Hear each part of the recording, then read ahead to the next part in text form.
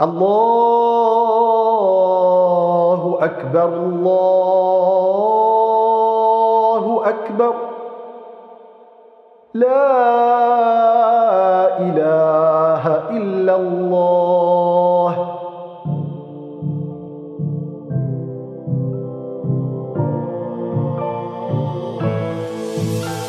Prière, lumière du cœur, lumière du cœur, lumière du cœur. Elle est si douce, un grand bonheur. Lumière du cœur, lumière du cœur. Prière, lumière du cœur, lumière du cœur, lumière du cœur. Chers auditeurs, chères auditrices de Radio Sunnite, Assalamu alaikum. Bienvenue à tous dans votre chronique La prière, lumière du cœur, en compagnie du Hajj Daoud. Lors des précédents entretiens, nous avons évoqué les 3 premiers piliers de la prière, et il nous a éclairci de nombreux points. Et d'ailleurs, très chers auditeurs, j'espère que vous les avez bien en tête. Pour rappel, on a vu l'intention, le takbir d'entrée en rituel, et enfin, la position debout dans les prières obligatoires pour celui qui en est capable. Hajj Daoud, assalamu alaikum. Wa alaykum assalam wa rahmatullah. Aujourd'hui, on va poursuivre le chapitre des piliers de la prière et parler de 3 autres piliers. Oui, Inch'Allah. Merci d'abord encore une fois pour votre invitation. Donc, on va commencer aujourd'hui par parler de la récitation de la Fatiha, qui est le 4e pilier de la prière. Le prophète, sallallahu alayhi wa sallam, a dit La salata liman lam yaqra bi fatihatil kitab.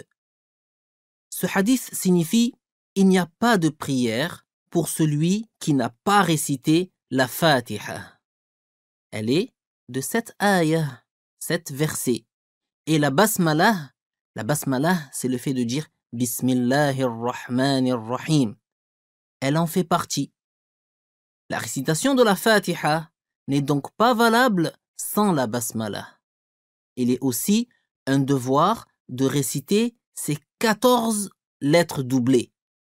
Si l'on délaisse ne serait-ce que l'une d'elles, la récitation de la Fatiha n'est pas valable. Comme par exemple, si l'on dit Iyyaka sans doubler le ya. Il est un devoir de réciter les ayahs de la Fatiha les unes à la suite des autres, sans interruption, sans séparer une partie de la Fatiha de ce qui la suit. La continuité de la récitation est annulée par l'écoulement d'un temps qui dépasse celui d'une respiration, même s'il n'avait pas pour intention d'interrompre cette récitation. Dans le cas d'une interruption qui dépasse le temps d'une respiration et sans excuse, il est alors un devoir de revenir au début de la Fatiha.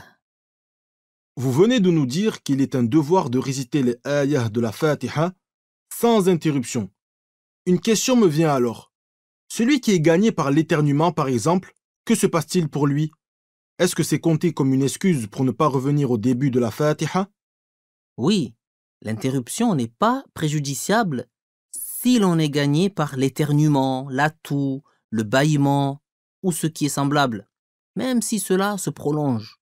De même, il n'est pas nuisible que le ma'moum dise « Amin » après la récitation de son imam.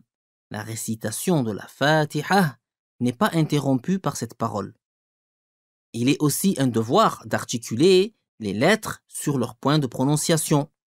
Celui qui délaisse cette condition par manquement, comme s'il change le zal en zai, ou le sad en sin, ou le ta en ta, sa récitation n'est pas valable. C'était important de préciser cela. Et maintenant, on arrive au 5e pilier de la prière, à savoir l'inclination. Naam. L'inclination en arabe, rukou', a lieu en se courbant jusqu'à ce que les paumes des mains puissent atteindre les genoux. Les paumes constituent le plat des mains, doigts non compris. Il est une condition que l'inclination soit réalisée sans beaucoup fléchir ses genoux vers l'avant. Et quelle est la meilleure manière de réaliser la position de l'inclination pour l'homme et pour la femme? Alors, la meilleure manière de réaliser le ruku', la position de l'inclination, c'est de se tenir le dos et le cou tendus comme une planche, en tendant les jambes et les cuisses et en prenant les genoux avec les paumes des mains, avec les deux paumes, en écartant les genoux et les pieds d'un empan et en écartant moyennement les doigts. Ceci concerne l'homme. Quant à la femme, il lui est recommandé de rapprocher les jambes. De plus, pour que la manière d'accomplir l'inclination soit complète, on dit dans cette position « Subhana Rabbiyal Azim » 3 fois. On arrive à la fin de notre échange. On va donc évoquer maintenant le 6e pilier de la prière, qui est la quiétude. Oui. Le 6e pilier de la prière, et ce sera le dernier pour aujourd'hui, Inch'Allah, est la quiétude. La quiétude, c'est at-tuma'nina, dans l'inclination. Un temps équivalent à celui de la parole Subhanallah. Et qu'est-ce que la quiétude? Il s'agit de l'immobilisation simultanée de chaque os à sa place en une seule fois, c'est-à-dire le repos de chaque membre simultanément.